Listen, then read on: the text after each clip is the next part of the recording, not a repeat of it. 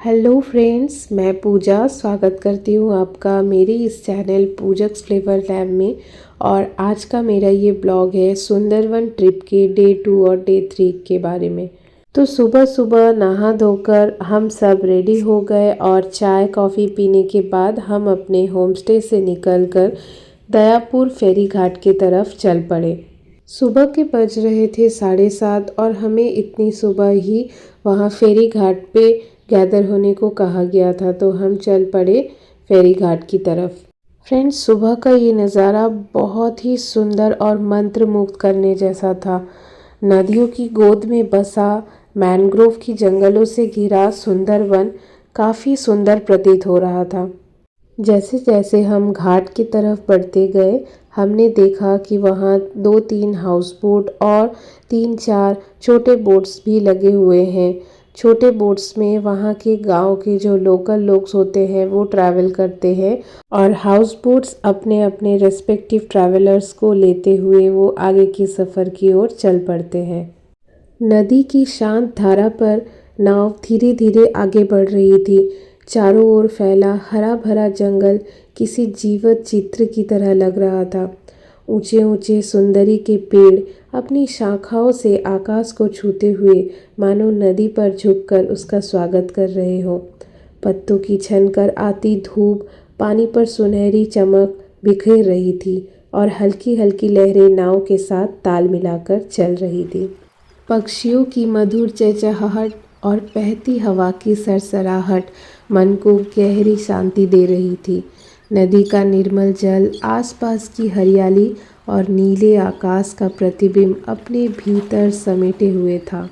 ऐसा लग रहा था जैसे समय थम गया हो और प्रकृति अपनी सुंदरता का रहस्य धीरे धीरे हमारे सामने खोल रही थी।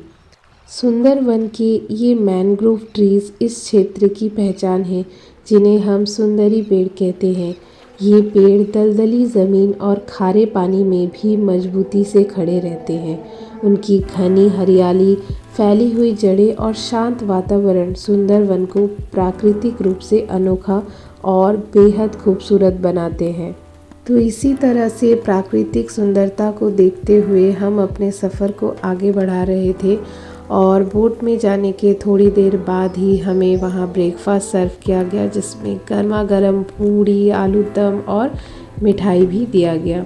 ब्रेकफास्ट करने के बाद हम पहुँच गए सीधे सुधन्य खाली फॉरेस्ट कैंप पे, जहाँ एंटर करते ही बाईं ओर पड़ता है बाघ देवता और जंगल की देवी का एक छोटा सा मंदिर।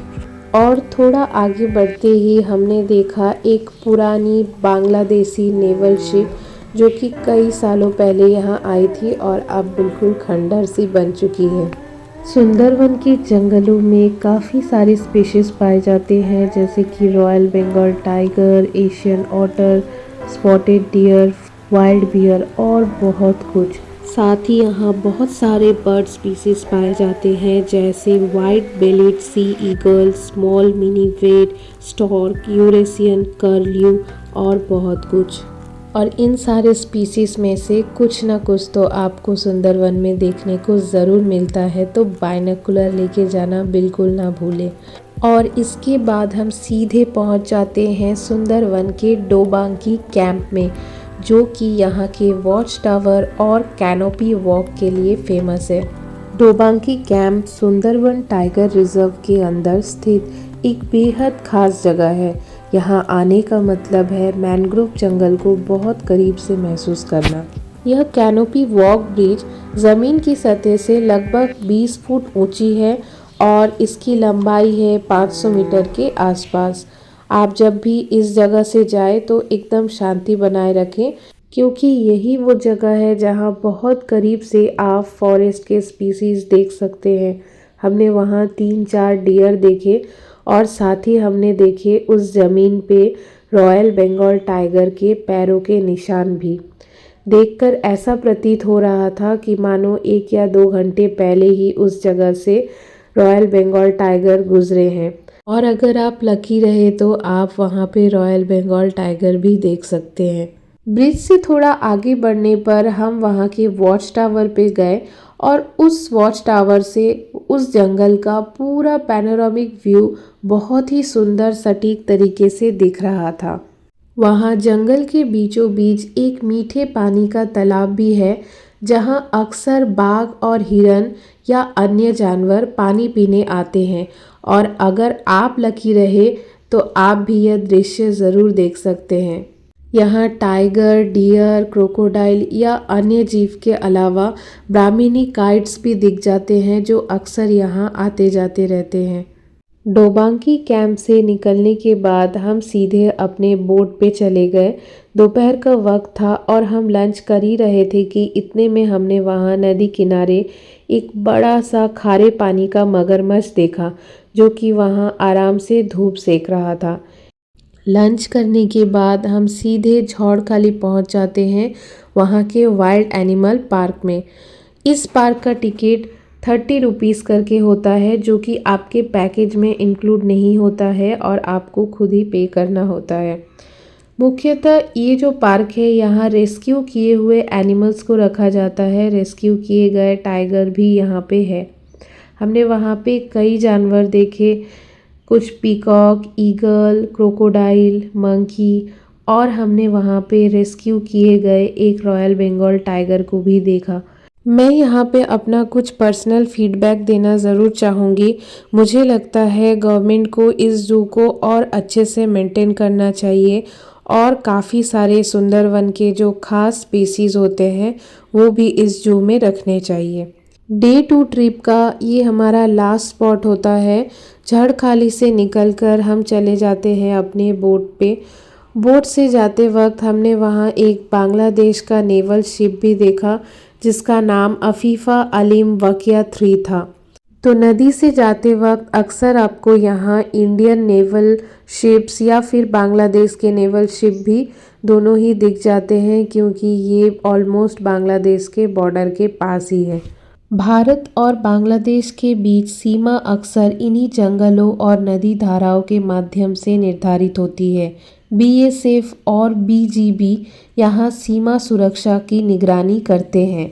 तो गाइस, शाम हो चुकी थी और डे 2 के ट्रिप का सारा टूरिस्ट स्पॉट हमारा यहीं झड़खाली में ख़त्म होता है, और उसके बाद हमारा बोट हमें सीधा ले जाता है दयापुर फेरी घाट की तरफ, जहां हमारा होम स्टे है।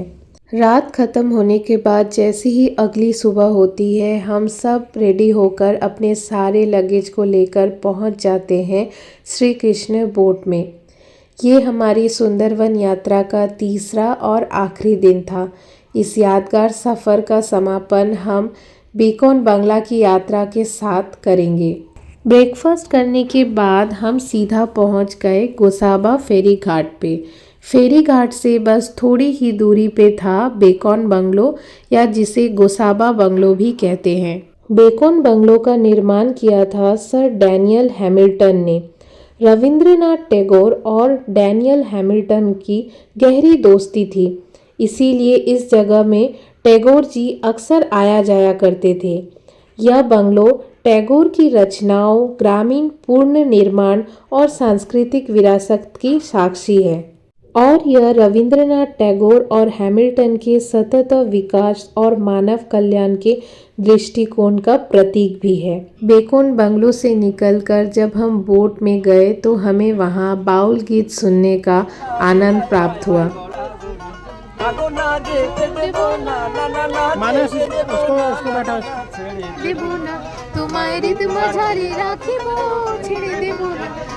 কত লক্ষ জন্ম ভ্রমণ করে তাদের মানব জন্ম পেয়েছি রে, তোমায় ভজলে হরি বংশীধারী হৃদয় হলো না না না না ছেড়ে দেব না, তোমায় হৃদ মাঝারে রাখিব ছেড়ে দেব না, তোমায় হৃদ মাঝারে রাখিব ছেড়ে দেব না। सुंदरवन में ये हमारा आखिरी दिन था और सबका मन थोड़ा भारी था, क्योंकि अब अलविदा कहने का वक्त आ गया था। इन 3 दिनों में ही सबके साथ एक अपनापन सा बन गया था। काफ़ी सारी यादें और अनमोल पल जो कि हमारे दिलों में हमेशा जिंदा रहेंगे। तो जब तक कि हमारा बोट गौतखाली के ड्रॉप पॉइंट में पहुंचता, इसके बीच के रास्ते को तय करने के लिए हमारे पास 1 घंटा बचा हुआ था। तो फ्रेंड्स, गौदखाली तक पहुंचने के लिए हमारे पास जो 1 घंटे का वक्त था ना, उस पल को भी हमने बहुत यादगार बना लिया। हम सब तो एक दूसरे के साथ घुल मिल ऑलरेडी गए थे, तो सबने मिलके एक साथ अंताक्षरी खेला, बड़ों ने कार्ड्स खेला और इस नन्ही सी बच्ची ने डांस स्टार्ट किया, जिसके बाद एक एक करके सबने डांस किया और हमने बहुत मज़े किए।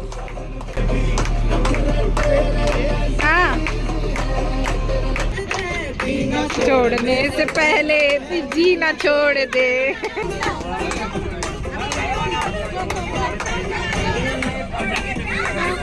पीना छोड़ दे, तो फिर पीना छोड़ दे, पीना छोड़ने से पहले भी जीना छोड़ दे।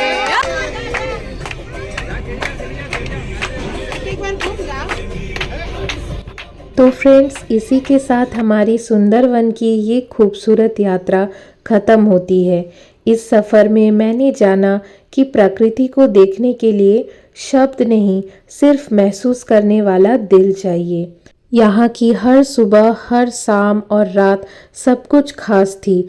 बहुत ही सुंदर थे यहाँ की नदियाँ, यहाँ के पेड़ और जंगल। उम्मीद है ये ब्लॉग आपको अच्छी लगी होगी। अगर अच्छी लगी है तो प्लीज़ लाइक, शेयर, कमेंट ज़रूर करें और चैनल को सब्सक्राइब करें। फिर मिलेंगे एक नए यात्रा, नए ब्लॉग के साथ। तब तक के लिए खुद का और प्रकृति का ख्याल रखें। Thank you and bye bye.